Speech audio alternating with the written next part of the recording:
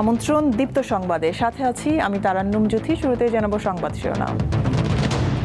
জামিন দিতে ঘুষ চাওয়ার অভিযোগ প্রসিকিউটর সাইমুমের বিরুদ্ধে, তদন্তে 5 সদস্যের কমিটি গঠন। জ্বালানি তেলের জন্য গ্রাহকের লাইন বাড়ছেই, ভারতের কাছে প্রতিশ্রুতির চেয়ে বেশি ডিজেল দাবি। ফ্যামিলি কার্ড পাওয়া পরিবারগুলোতে ঈদের আনন্দ, এপ্রিলে কৃষক কার্ড চালুর ঘোষণা প্রধানমন্ত্রীর। ইরানে হামলা আরও তীব্র করার ঘোষণা যুক্তরাষ্ট্রের, মার্কিন সামরিক ঘাঁটিতে ইরানের হামলা জোরদার।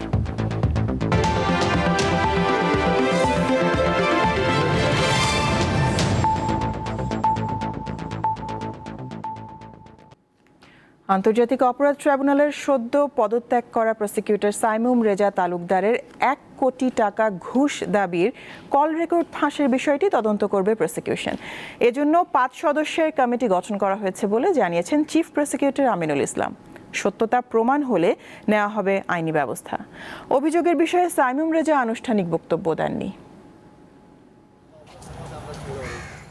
2024 সালে আওয়ামী লীগ সরকার পতনের পর পুনর্গঠিত আন্তর্জাতিক অপরাধ ট্রাইব্যুনালে চিফ প্রসিকিউটর তাজুল ইসলামের নেতৃত্বে 17 জন প্রসিকিউটর কাজ করেন। ত্রয়োদশ জাতীয় সংসদ নির্বাচনে বিএনপি ক্ষমতায় আসার পর ট্রাইব্যুনালের প্রসিকিউশনে পরিবর্তন আসে, সরিয়ে দেয়া হয় তাজুলকে।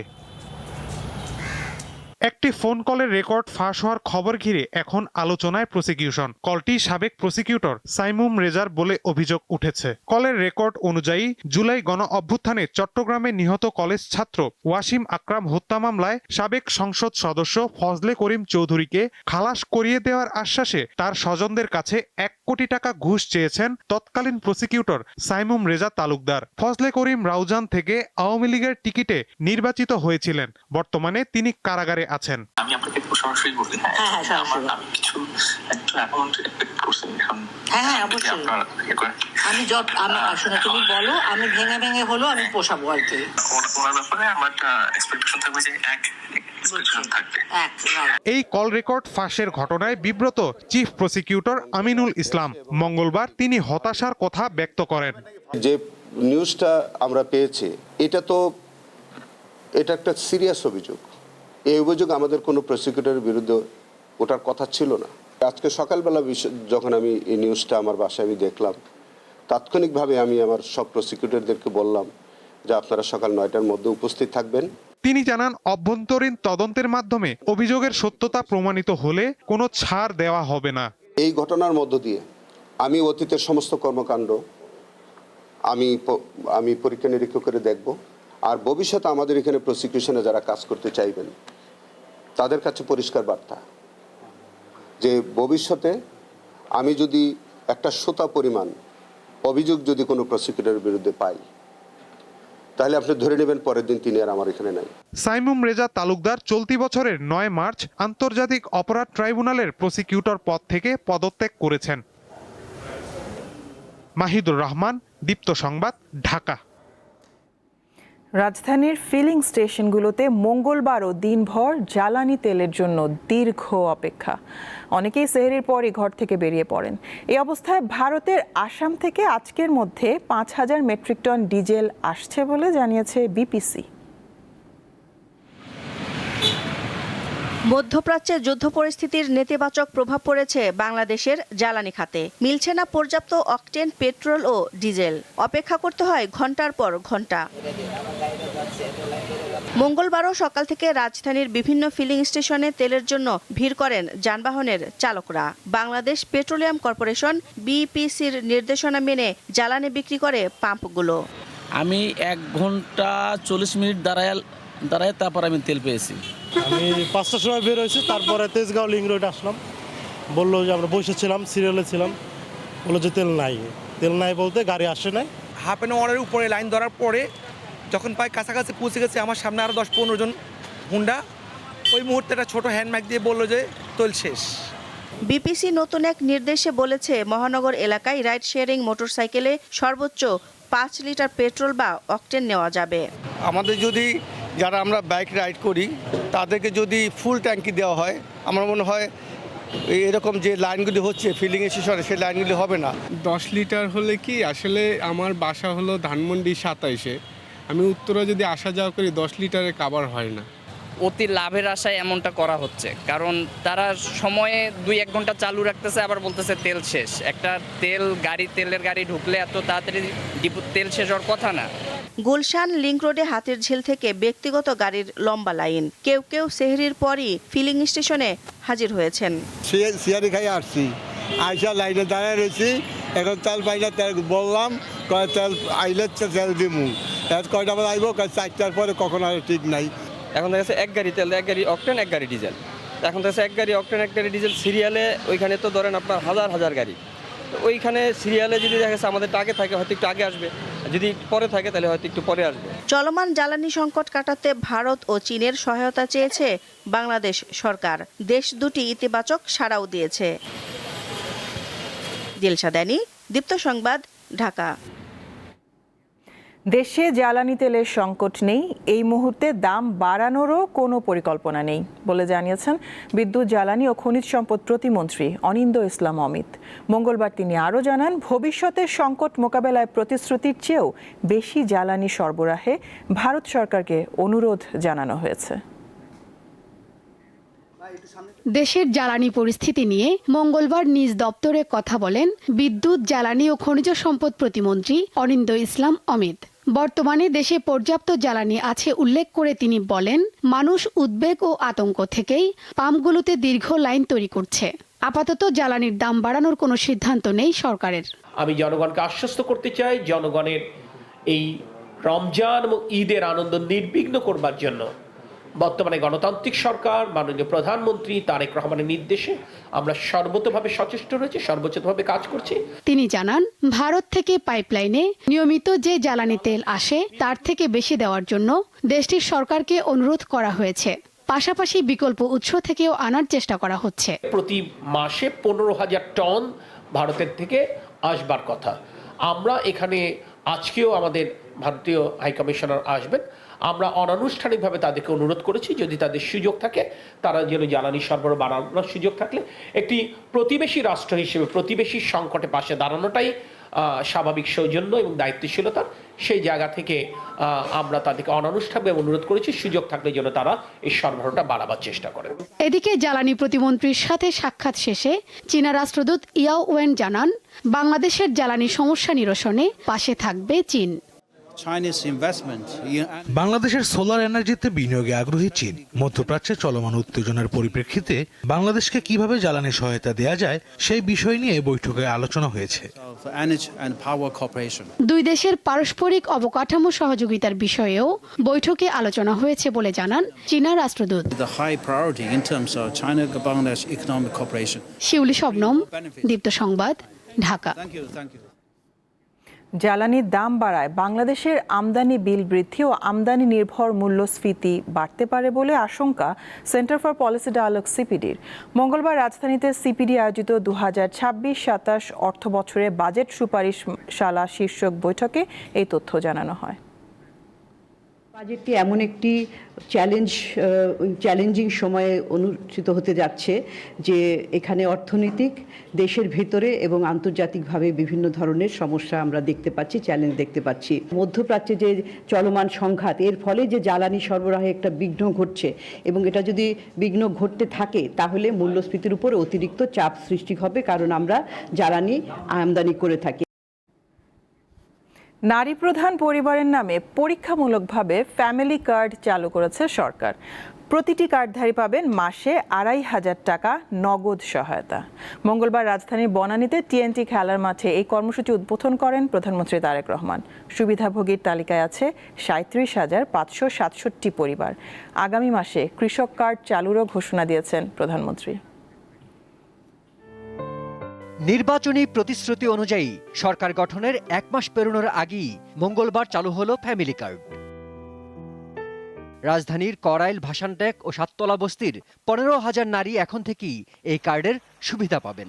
সকালে মোবাইল ফোনে সুবিধাভোগীদের কাছে অর্থ জমা হওয়া সরকারি বার্তা পৌঁছানোর পর অনুষ্ঠান স্থলেই এক আনন্দঘন পরিবেশ সৃষ্টি হয়। মাননীয় প্রধানমন্ত্রী, আমি মহাখালী সাততলা বস্তি থেকে থাকি। আমার 3 ছেলে মেয়ে। বড় মেয়ে ক্লাস 9-এ পড়ে, ছোট ছেলে ক্লাস 6-এ পড়ে। আমি এই কার্ডটা পেয়ে অনেক খুশি। আপনি এই করা ল্যাপে টিপ দেওয়ার সাথে সাথে আমার অ্যাকাউন্টে টাকা চলে এসেছে, আমি পেয়ে গেছি। আমার এই টাকা দিয়ে আমি আমার সংসারের কিছুটা মুক্ত করতে পারবো, যে আমার স্বামীর পাশে দাঁড়াতে পারবো। একজনের ইনকামে আমরা চলতে পারি না। পারভিন বেগম নামের এক নারীর হাতে প্রথম ফ্যামিলি কার্ড তুলে দেন প্রধানমন্ত্রী তারেক রহমান। পাশে ছিলেন তার সহধর্মিণী ডাক্তার জুবাইদা রহমান। পরে আরও কয়েকজনের হাতে কার্ড তুলে দেওয়া হয়। এ সময় প্রধানমন্ত্রী বলেন, দেশের নারী সমাজকে ক্ষমতায়ন না করে দেশকে এগিয়ে নেওয়া সম্ভব নয়। সমগ্র বাংলাদেশে 14টি জায়গায় বা 14টি উপজেলায় এই কাজ শুরু হয়েছে। এর ভেতরে এই মুহূর্তে প্রায় 37,000 নারী অংশগ্রহণ করছেন। আজকে আমার জন্য যেমন একটি ইমোশনাল দিন, আমি মনে করি আমার সরকার এবং আমার দল বাংলাদেশ জাতীয়তাবাদী দলের জন্য একটি ঐতিহাসিক এবং একটি ইমোশনাল দিন আছে। সরকার আগামী 5 বছরে 4 কোটি পরিবারের কাছে এই ফ্যামিলি কার্ড তুলে দেবে বলে জানান তারেক রহমান। প্রতিশ্রুতি অনুযায়ী দেওয়া হবে কৃষক কার্ডও। আজকের এই অনুষ্ঠানে আমরা যেভাবে 37,000 মানুষের কাছে, 37,000 নারীর কাছে আমরা ফ্যামিলি কার্ড তুলে দিতে সক্ষম হয়েছি, ঠিক একইভাবে আগামী মাসের ভেতরে আমরা কৃষক ভাইদের কাছে, বহু কৃষক ভাইদের কাছে আমরা কৃষক কার্ড তুলে দিতে সক্ষম হব ইনশাআল্লাহ। পাইলট পর্যায়ে এই কর্মসূচি বাস্তবায়নের জন্য চলতি বছরের জুন পর্যন্ত 38 কোটি 7 লাখ টাকা বরাদ্দ রাখা হয়েছে।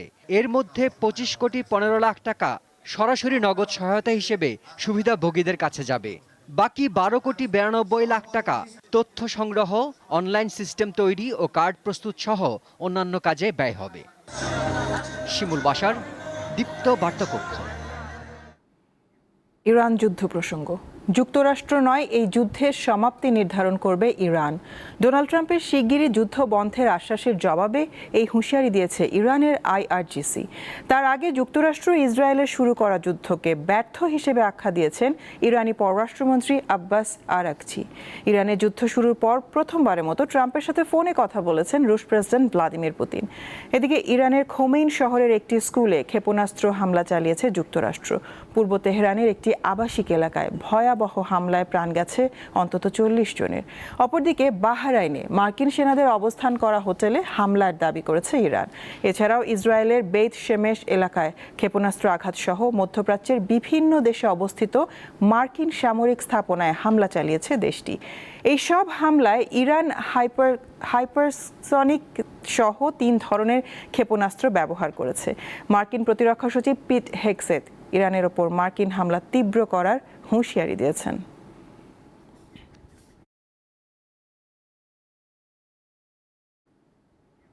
মধ্যপ্রাচ্যের যুদ্ধে সবচেয়ে বেশি ব্যয় করছে যুক্তরাষ্ট্র।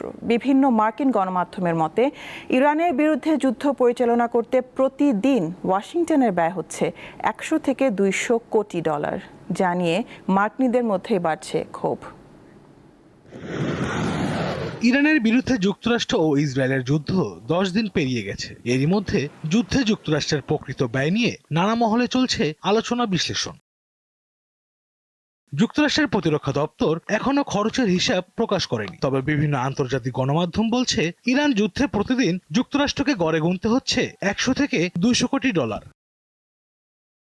নিউ ইয়র্ক টাইমসের দাবি, যুদ্ধের প্রথম সপ্তাহে যুক্তরাষ্ট্রের মোট খরচ 600 কোটি ডলার। আর মার্কিন সংবাদ মাধ্যম পলিটিকো জানিয়েছে পেন্টাগন প্রতিদিন 200 কোটি ডলারের কাছাকাছি খরচ করছে। তবে নিরাপত্তা বিশ্লেষকদের মতে যুদ্ধে প্রতিদিনের বাস্তবসম্মত ব্যয় 100 কোটি ডলারই হওয়ার কথা। বিপুল এই অর্থ ব্যয়ের অন্যতম কারণ যুক্তরাষ্ট্রের আধুনিক অস্ত্র ও প্রতিরক্ষা ব্যবস্থা। ইরানি হামলার প্রতিহত করতে মার্কিন সেনারা যে মিসাইল ব্যবহার করছে তার প্রতিটির দামই কয়েক মিলিয়ন ডলার। পাশাপাশি মধ্যপ্রাচ্যে মোতায়েন করা শতাধিক যুদ্ধবিমান, নজরদারি বিমান, জ্বালানি ট্যাঙ্কার ও একাধিক বিমানবাহী রণতরীর পরিচালনাতেও বিপুল অর্থ ব্যয় হচ্ছে ট্রাম্পের। এরই মধ্যে পেন্টাগন 5,000 কোটি ডলারের একটি সম্পূরক বাজেটের প্রস্তুতি নিচ্ছে, যা ব্যবহৃত হবে ক্ষেপণাস্ত্র ও ক্ষতিগ্রস্ত সরঞ্জাম পুনঃস্থাপন ব্যয়। বিশ্লেষকরা বলছেন আগামী নভেম্বরের মার্কিন মধ্যবর্তী নির্বাচনের কয়েক মাস আগে এই বিপুল ব্যয় যুক্তরাষ্ট্রের ভোটারদের মধ্যে নেতিবাচক প্রভাব ফেলতে পারে, যা ট্রাম্প ও রিপাবলিকানদের জন্য বড় মাথা ব্যথার কারণ হয়ে দাঁড়াবে। আশরাফ শুভ, দীপ্ত, বার্তাকক্ষ। এবার আরএফএল ওয়ার্ড্রব ঈদ বাজার।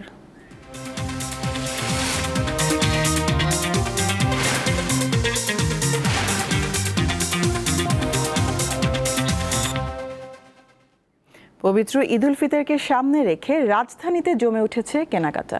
বিভিন্ন বিপণী বিতানে এখন ক্রেতাদের উপচে পড়া ভিড়। সকাল থেকে গভীর রাত পর্যন্ত পরিবার পরিজন নিয়ে পছন্দের পোশাক ও প্রয়োজনীয় সামগ্রী কিনতে ভিড় করছেন ক্রেতারা।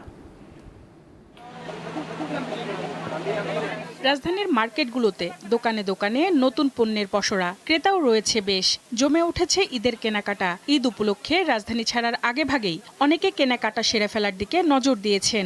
আনন্দ ও উচ্ছ্বাস নিয়ে কেনাকাটা করছেন তারা। এবার ঈদকে ঘিরে নারীর পোশাকে এসেছে নানা বৈচিত্র্য। ফার্সি সালোয়ার কামিজ, পাকিস্তান ভারতীয় নকশা ও প্যাটার্নের নানা পোশাক, kurti, single kameez, two piece, sharara, গারারার দেখা মিলেছে দোকানগুলোতে। আমার আব্বু আমার দুই বোনের সাথে আসছি, আর মোটামুটি শেষই প্রায় কেনাকাটা। এর আগে জুতো কিনেছি, এখন জামা কিনতে আসছি। শপিং আসলে এখনো শেষ হয় নাই, আজকে আসছি, আরো কিছু শপিং বাকি আছে। যার যেরকম মনে করেন নেবে প্রাইস ওইরকম রিজনেবলের মধ্যেই আছে। আমার ছেলে মেয়ের জন্য কিছু জামা কাপড় কিনলাম, নিজেরটা এখনো শেষ করি নেই, মাত্র শুরু করলাম, আমাকে দিয়ে শুরু করলাম। দোকানিরা জানান ধীরে ধীরে ক্রেতা সমাগম অনেক বেড়েছে বিক্রিও। সবে বড়দের পর থেকেই খুব ভালো সেল দিচ্ছি এবং গতবারের তুলনায় এবার অনেক ভালো কালেকশনও উঠছে এবং সেলও ভালো হচ্ছে। ব্যবসা মোটামুটি খারাপ না, ভালোর দিকেই আছে এবং জিনিসপত্রের দাম ক্রেতাদের মানে কেনার ক্ষমতার ভিতরেই আছে। প্রায় 2 লাখ প্লাস হয়েছে এই সপ্তাহে, একটু তার থেকে একটু বেশি আশা করতেছি আমরা। প্রতিদিন সন্ধ্যা নামার পর বাড়তে থাকা ভিড় ও রঙিন পোশাকের সমারোহে জমে উঠেছে রাজধানীর মার্কেটগুলো। সঞ্জিতা প্লাবনী, দীপ্ত সংবাদ, ঢাকা।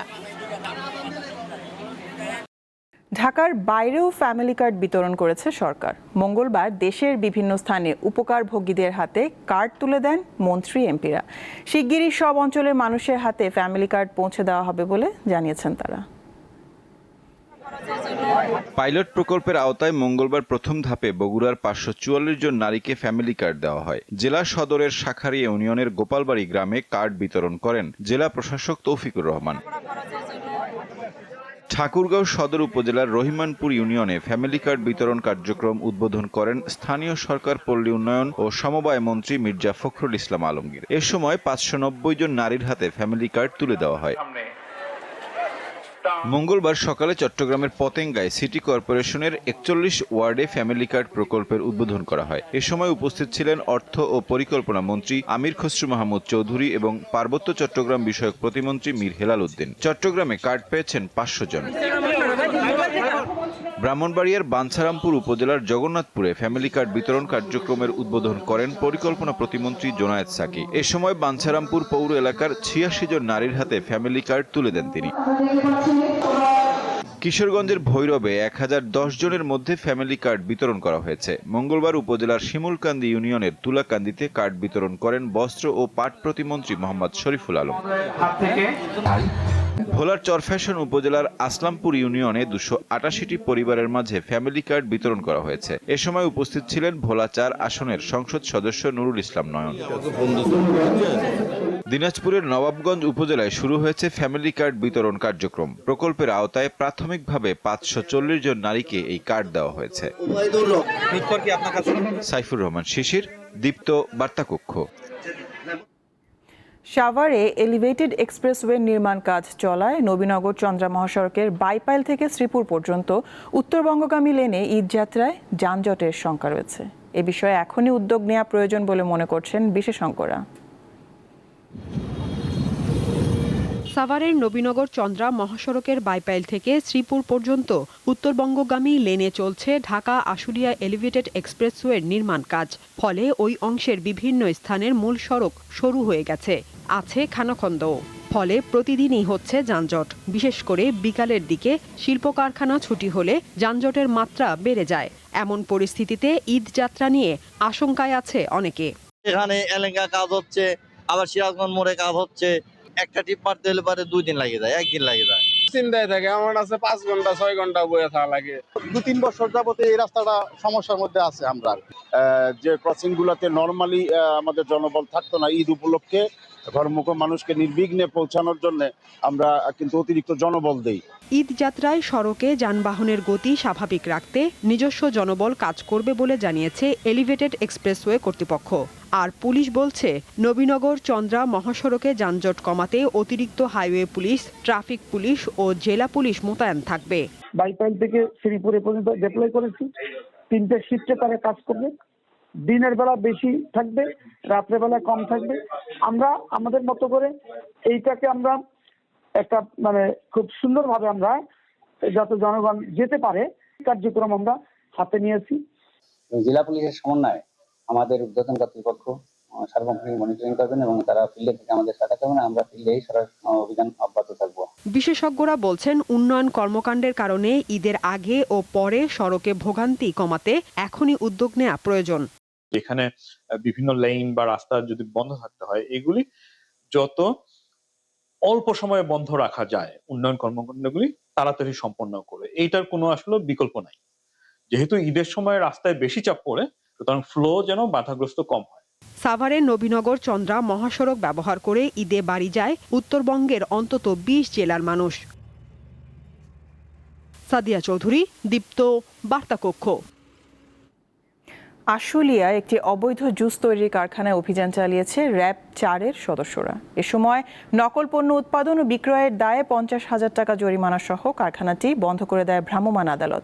মঙ্গলবার আশুলিয়ার পূর্ব বারুইপাড়া এলাকার ওই কারখানায় অভিযান চালানো হয়। এ সময় বিপুল পরিমাণ নকল জুস তৈরির সরঞ্জাম ও বিভিন্ন ব্র্যান্ডের লেবেল জব্দ করা হয়। এছাড়া ভ্রাম্যমাণ আদালতে কারখানাটিকে 50,000 টাকা জরিমানা করা হয় এবং কারখানাটি বন্ধ করে দেওয়া হয়। পাশাপাশি এই ঘটনায় কারখানা মালিকের বিরুদ্ধে আইনগত ব্যবস্থা নেয়ার কথা জানিয়েছেন ম্যাজিস্ট্রেট।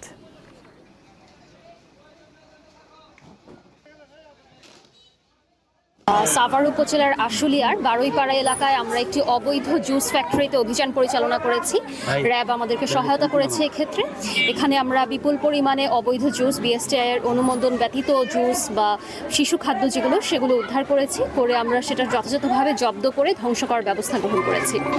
তাছাড়া আমরা সেখানে যাকে পেয়েছি, মালিককে, প্রধান যে মালিক, মূল মালিককে পাইনি, কিন্তু তার প্রতিনিধিকে পেয়ে তাকে জরিমানা করা হয়েছে। তীব্র জ্বালানি সংকটে থাইল্যান্ডে লিফটের বদলে সিঁড়ি ব্যবহার এবং বাড়ি থেকে অফিস করার নির্দেশ দিয়েছেন থাই প্রধানমন্ত্রী অনুতিন চার্নভিরাকুল। স্থানীয় সময় মঙ্গলবার দেশটির সরকার এই নির্দেশনার কথা জানায়। নির্দেশনার মধ্যে সরকারি কর্মচারীদের বিদ্যুৎ সংরক্ষণের পাশাপাশি তাদের বিদেশ ভ্রমণ স্থগিত এবং লিফটের পরিবর্তে সিঁড়ি ব্যবহার করতে বলেছেন। একই সাথে এখন থেকে দেশটির সরকারি কর্মচারীরা বাড়ি থেকে কাজ করবেন বলেও জানানো হয়। একই পরিস্থিতিতে ভিয়েতনামেও স্থানীয় ব্যবসা প্রতিষ্ঠানগুলোকে তাদের কর্মীদের বাড়ি থেকে কাজ করতে উৎসাহিত করার আহ্বান জানানো হয়েছে। মঙ্গলবার দেশটির শিল্প ও বাণিজ্য মন্ত্রণালয় থেকে এই বার্তা দেয়া হয়। খেলার খবর। 3 ম্যাচ সিরিজের প্রথম ওয়ানডেতে কাল বাংলাদেশের মুখোমুখি হচ্ছে পাকিস্তান। মিরপুরে খেলা শুরু হবে বেলা 2:15টায়। এই সিরিজ দিয়ে একদিনের ক্রিকেট বিশ্বকাপের প্রস্তুতি শুরু করতে চায় স্বাগতিকরা। অতিথিরাও বাজিয়ে দেখতে চায় তাদের তরুণ তুর্কিদের।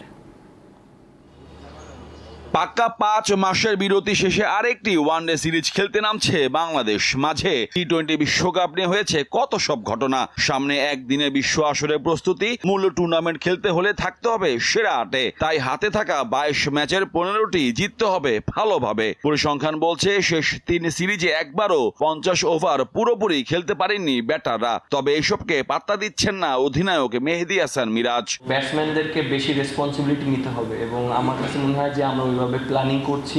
অবশ্যই টিমের যেটা বেস্ট কম্বিনেশন হয় সেটাই আমরা চেষ্টা করছি এবং সেটাই আমরা করব। কারণ এন্ড অফ দ্য ডে আমাদের রেজাল্টটা খুব ইম্পর্টেন্ট। কারণ যেহেতু আমাদের সামনে ওডিআই ওয়ার্ল্ড কাপ, আমাদের র্যাঙ্কিংটাও খুবই ইম্পর্টেন্ট। আমার কাছে মনে হয় যে পারফরমেন্সটা খুবই ইম্পর্টেন্ট প্রত্যেকটা প্লেয়ারের জন্য এবং চ্যালেঞ্জটা খুবই ইম্পর্টেন্ট। তারুণ্য নির্ভর এক দল নিয়েই বাংলাদেশ সফরে এসেছে পাকিস্তান। দলের একাধিক সিনিয়র ক্রিকেটারদের পরিবর্তে উদীয়মান নতুন 6 প্রতিভাকে বাজিয়ে দেখার লক্ষ্য সফরকারীদের। একই সাথে 11 বছর পর বাংলাদেশের বিপক্ষে দ্বিপাক্ষিক ওয়ানডে সিরিজ খেলতে এসেছে ম্যান ইন গ্রিনরা। সেবার বাংলা ওয়াশের কথা এখনো ভোলেননি তারা। এই সিরিজে নতুনদের সুযোগ করে দেওয়াটাই আমাদের লক্ষ্য। ঘরের মাঠে যে কোনো দলই শক্তিশালী, বাংলাদেশও তাই। আমরা এইসব নিয়ে ভাবছি না। মাঠের পারফরমেন্স বিচারে দুদলই অনেকটা সমানে সমান হলেও পরিসংখ্যান বিচারে 39 ওয়ানডেতে পাকিস্তানের জয় 34টি, বাংলাদেশের 5টি। মোহাম্মদ হাসিব, দীপ্ত স্পোর্টস, ঢাকা। নারী এশিয়ান কাপ টুর্নামেন্টে অংশগ্রহণ শেষে দেশের উদ্দেশ্যে রওনা হয়েছে বাংলাদেশ নারী ফুটবল দল। পার্থে সোমবার সন্ধ্যায় উজবেকিস্তানের বিপক্ষে হেরে স্থানীয় সময় মঙ্গলবার সকালে দেশের উদ্দেশ্যে রওনা হন ঋতুপর্ণারা। থাই এয়ারওয়েজের একটি উড়োজাহাজে ফিরছে লাল সবুজের প্রতিনিধিরা। ব্যাংককে কয়েক ঘন্টা যাত্রা বিরতি রয়েছে। এরপর বাংলাদেশ সময় আজ মধ্যরাতে ঢাকায় পৌঁছানোর কথা রয়েছে আফিদাদের। টুর্নামেন্টে গ্রুপ পর্বের 3 ম্যাচেই হেরেছে পিটার বাটলারের শিষ্যরা।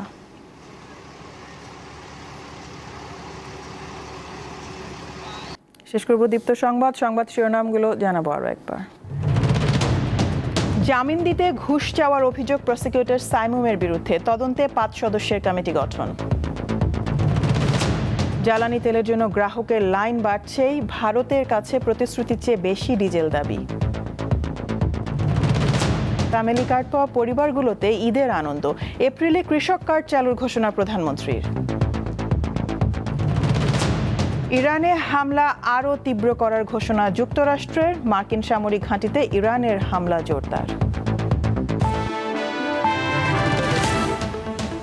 এ ছিল এখনকার মতন। আমি তারান্নুম জ্যোতি বিদায় নিচ্ছি। দর্শক আরও তথ্য বিনোদনের সংবাদ জানতে যুক্ত থাকুন দীপ্ত টিভি ডিজিটাল প্ল্যাটফর্মগুলোতে।